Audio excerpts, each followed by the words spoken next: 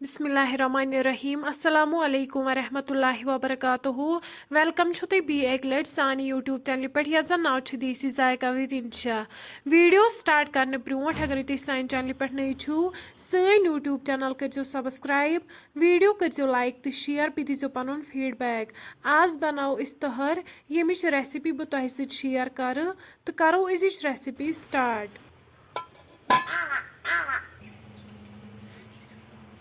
तहर बनाने खतर दानस पे बान निमुत वन त्रो अत मज मसाल सब्ज ٲl रोंग दालचीन तेज पत्ता बे त्रो वन अत मज नून चमच 2 लेदर चमच 1.5 वन थो अत पे ठंड यीतिस कलस आबस ग्रेख यपर निमो तीस कलस माज अत करो लकट लकट पीसेस तुम हेकि वुचित उमन मकल लकट लकट पीसेस कर अम पे छलो वन माज असल पे अकि दो लट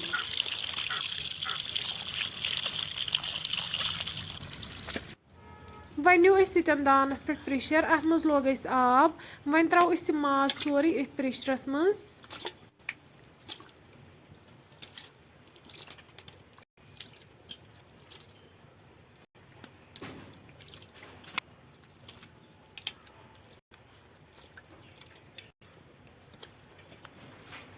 वन थो अत पे ठंड यीत कलस अत ग्रेख यपर तुलो वन ठंड थोद तुम हेकि वुचित यह ग्रेकन अम पे न्यू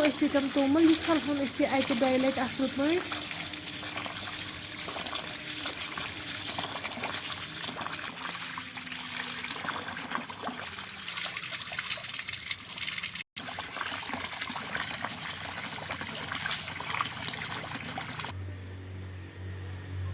वन त्रो आबस मज तोमुल यह थो वन तीस कलस दानस पे यीत कलस 90% कुक गि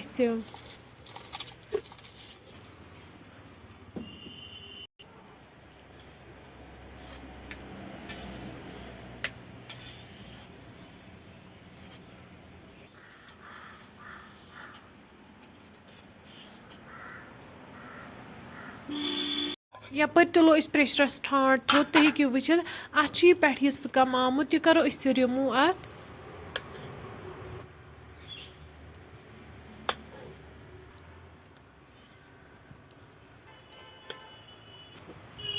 कम कोर अत रिमूव अम पे त्रो वन अत मज तेज पत्ता दालचीन सब्ज ٲl बड़ ٲl रोंग ज़ूर बे त्रो वन अत मज लेदर चमच 2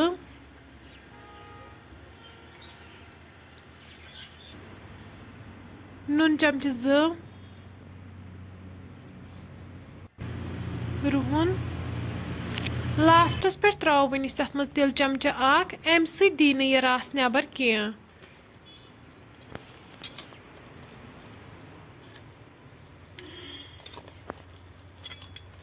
अम पे करो वन प्रेशर लिड बंद दिमोस 2 to 3 विसल यीतिस कलस माज सॉफ्ट गि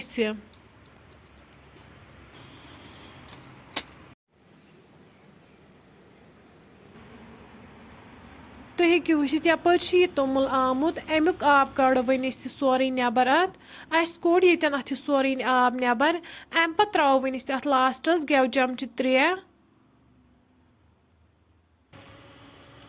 थो वन तीस कलस दानस पे यीत कलस यह छाव असल पे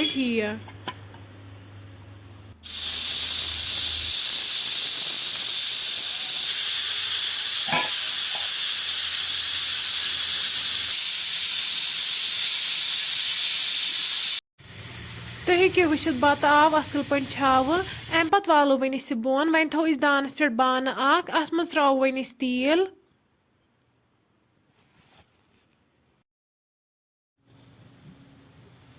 यपर करो वन चक माज ये असल पे सॉफ्ट गोमुत यपर आव तेल अत मज त्रो वन गंड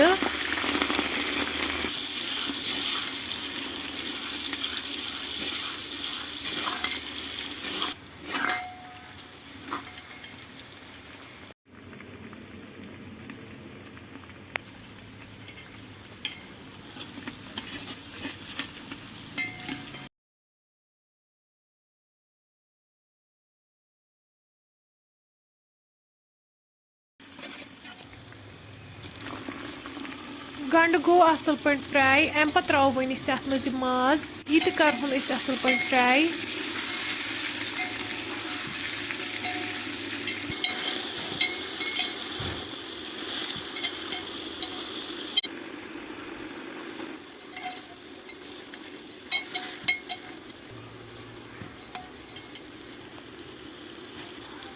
तुम हेकि वुचित माज गो ये फ्राई अम पे त्रो वन अत मज मटन स्टॉक 1 चमचह बी त्रो वन अत मज मरचांगन चमचह 2 मरचांगन रलाव वन माजस सत असल पे तुम हेकि वुचित यम रले असल पे माजस सत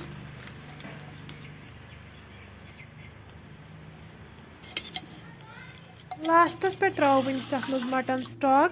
बी त्रो वन अत मज बादाम पाउडर चमचह 2 गरम मसाला चमचह 2 मीट मसाला चमचह 2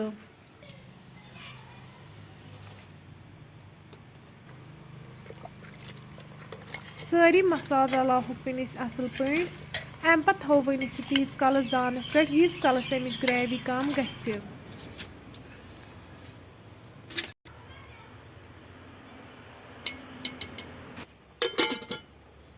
तुम हेकि वुचित माज यन बिल्कुल तैयार अम पे रलाव वन तहर